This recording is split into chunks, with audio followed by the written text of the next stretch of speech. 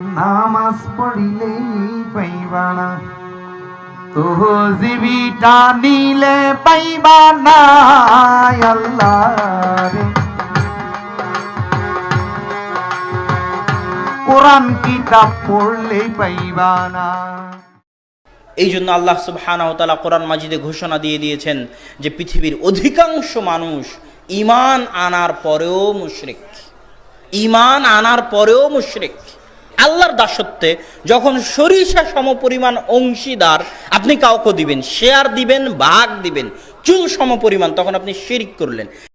তাজিমি সেজদা, যদি সম্মান জানাতে গিয়ে সেজদা করা যেত, মুহাম্মদ সাল্লাল্লাহু আলাইহি সাল্লামকে সম্মান জানাতে গিয়ে সেজদা করা হতো, ঠিক না বেঠিক?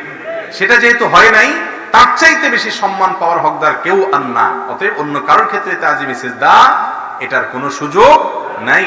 সেজদা এটা ইবাদত, আল্লাহ ছাড়া কারোর জন্য এটা নিবেদন করা শিরক, এটা শিরক। অতএব এটা করা যাবে না। আল্লাহ তাআলা আমাদেরকে বুঝার তৌফিক দান করুন।